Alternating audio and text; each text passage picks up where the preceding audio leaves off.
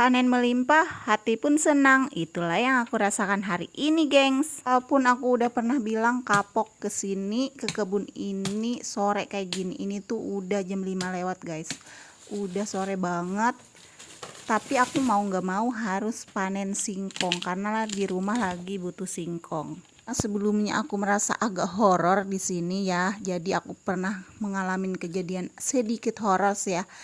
Atau mungkin cuman perasaan aku nggak tahu. Aku udah sering bilang tuh aku tuh kapok sudah sih kalau ke kebun ini tuh sore-sore, tapi hari ini tuh kan tadi pagi lagi sibuk jadi baru sempat ke kebun sore-sore kayak gini, dan memang lagi perlu banget singkong di rumah karena kehabisan, jadi aku mau nggak mau harus panen singkong sesore ini. Di sini tuh selain menyeramkan, kalau sore tuh banyak banget nyamuk, guys. Makanya tuh aku sengaja buat asap-asap kayak gitu, bawa tempat telur itu untuk mengusir nyamuk. Jadi buat teman-teman yang suka berkebun, misalnya tuh lagi banyak nyamuk, seperti berkebun di lahan terbuka kayak gini tuh nggak bisa dihindarin, guys, banyak nyamuk. Jadi kalau punya tempat telur di rumah tuh jangan dibuang, dibawa aja ke kebun buat dibikin asap buat pengusir nyamuk. Bersyukurnya, guys, aku tuh kan mau panen satu pohon ini tuh, aku pikir tuh isinya nggak terlalu banyak, tapi bersyukurnya tuh ini baru aja dapat ada beberapa ubi singkong tuh udah gede-gede banget kayak gitu. Jadi aku pikir nih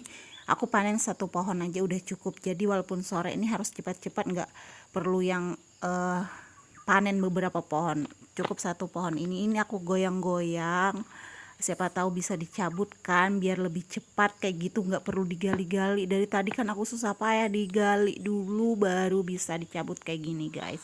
Dan alhasil ubi singkongnya tuh ada beberapa yang patah. Singkong ini tuh usia tanamnya masih muda banget, tapi udah bisa direbus, guys. Udah mateng, udah pas aja dipanen, dan ukurannya juga udah lumayan gede.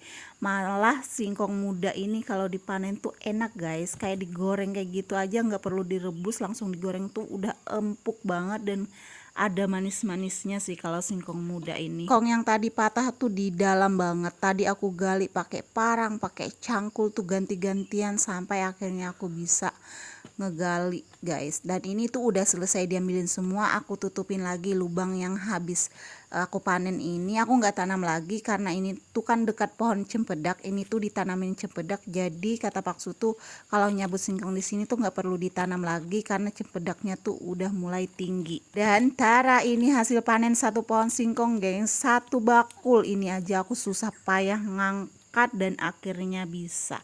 Sekarang saatnya pulang cepet-cepet. Bye bye, guys.